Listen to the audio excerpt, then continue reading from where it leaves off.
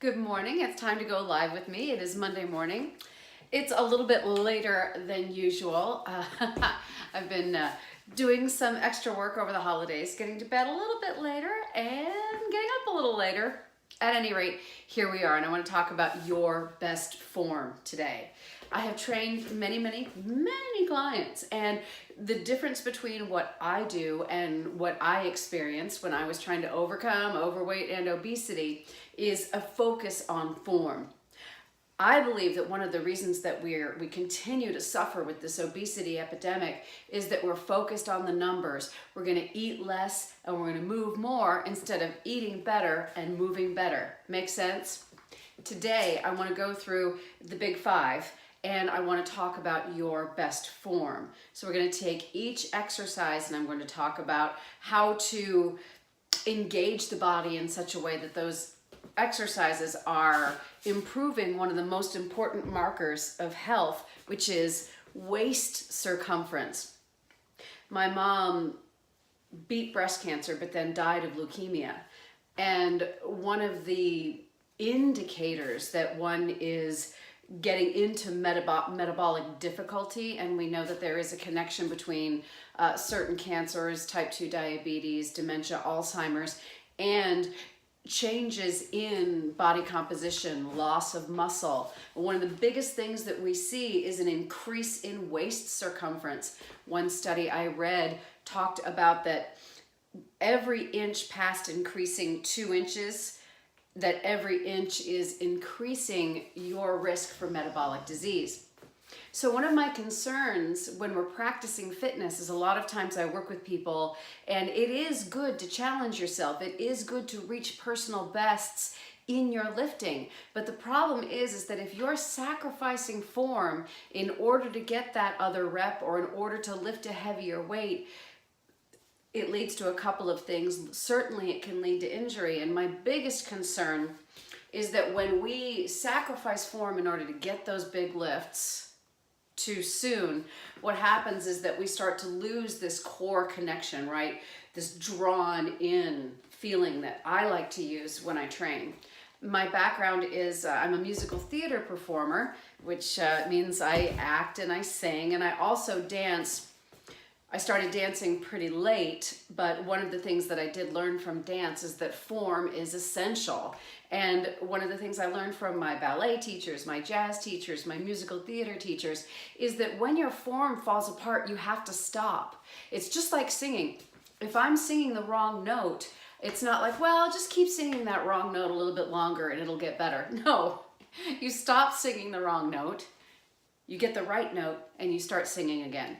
So I'm going to take you through the exercises and we're going to talk about that optimal form. So I'm going to put this down and I'm going to just do a little adjustment.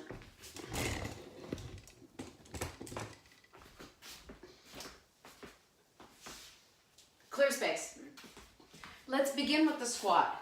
So what I like to do in order to make sure that our form is optimized, I'm going to go with no weight to start. It's live. Make sure you can see my feet. All right, so I'm not rolling in, I'm not rolling out, and I'm going to go straight back. I'm going to do this prisoner style, neutral spine, getting down as low as I can without allowing the back to round and without allowing the belly to pooch. And then coming up, really pulling in the abs, and that's going to actually load my lumbar spine. I can really feel it back there. Pulling in and lowering down and pushing up. As you can see, I'm not getting very low. A little bit of arthritis in this knee. Too much cardio. That's another story. So, but I am going to get as low as I can with excellent form. And driving back up through my heels. All right, now I'm going to load it. It's only about 9 pounds.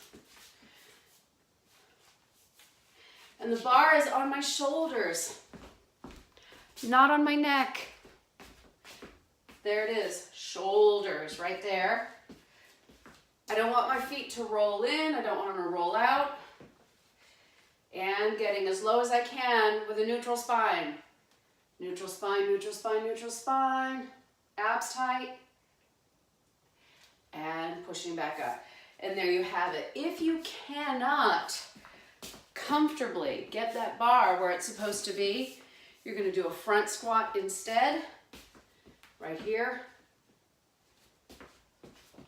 Low as I can, low as I can, low as I can. And drive up.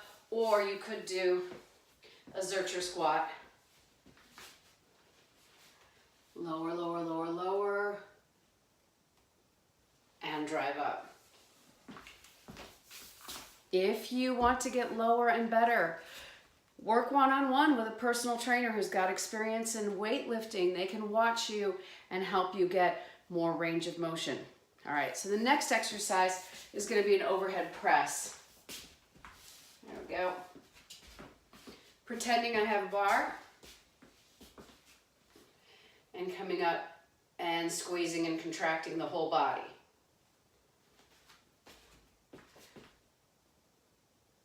What I see in class a lot is I see people who are stronger in the right arm than the left arm. And so I'll see this.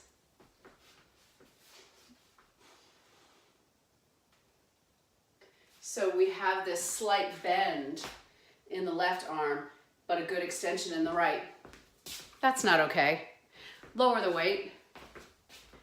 Get it all the way up and tight.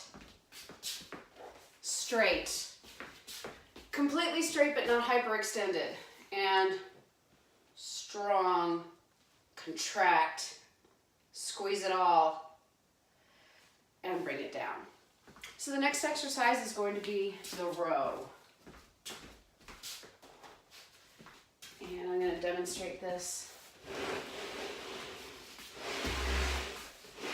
There we go. I'm going to do just a single arm.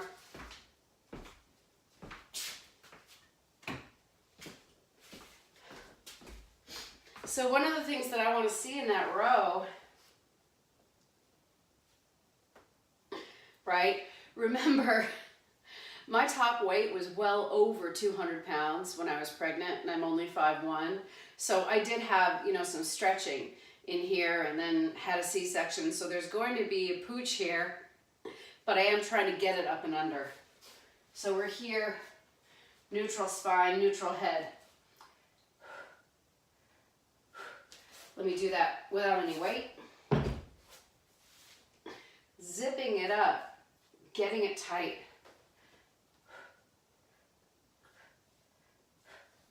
There it is.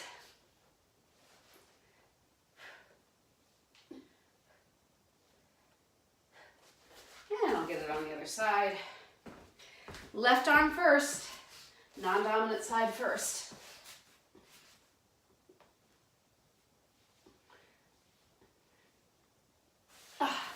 And no drooping out of the socket, right? Drooping out of the socket, none of that.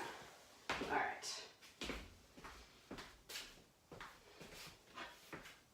Romanian deadlift.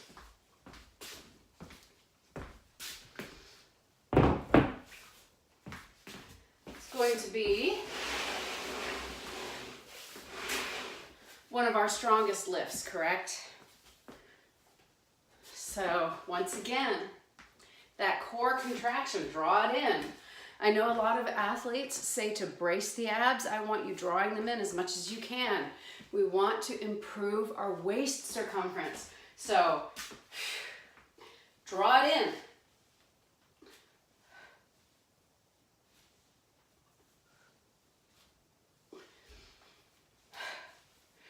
So, our perfect form, getting that perfect drawn in form for waist circumference, is going to cause us to sacrifice some of the numbers, right? We're going to have to sacrifice some volume in order to keep that excellent, excellent form. All right, so Romanian deadlift, we've had the row, so we're going to go ahead and go into a curl. And so this is what I'm going to do in class with my students, is I'm going to make them do a curl with no weight, and then we're going to weight it, and I'm going to require them to, I want to see that exact same form with that curl. So what I see, and bless their hearts, they want to get stronger, and I don't blame them. I want you to get stronger too. But the problem is that if you're swinging or you're not getting all of the way up, you're not getting everything out of the rep, and you're not training your form. Here we go.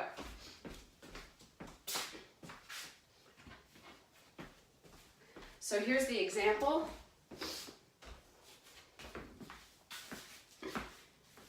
No weight. Let's see if I can do it. Weight.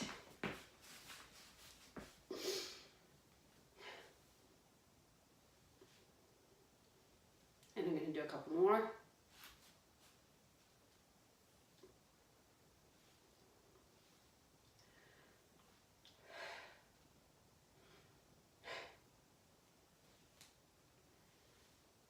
There we go.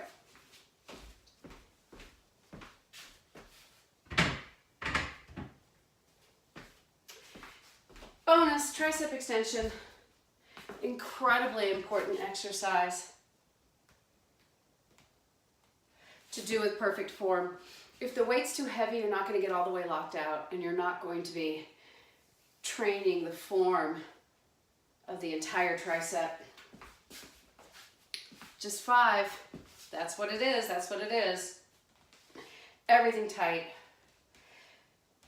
And squeeze. You might even test yourself by pausing. Pause to eliminate momentum. There it is, other side.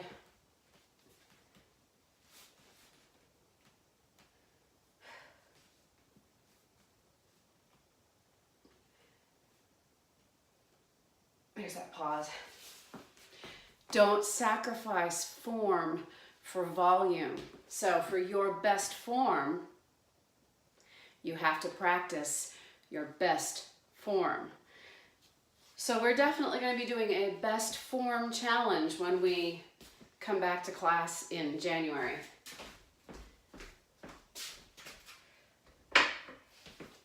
We'll go ahead and finish with a vacuum, a gentle, an easier stomach vacuum. You can like hold on to a bar or a wall or something, or a door jamb, and get even more of a vacuum out of this. But this is just a little gentler one. Remember, when you're vacuuming, you're not breathing, you're sucking in. So inhale, exhale, suck in.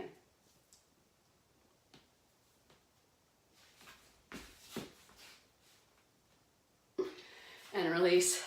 Try not to pick up your shoulders. Do it again so you can see my belly right here. Inhale. Exhale all the air out. Suck in.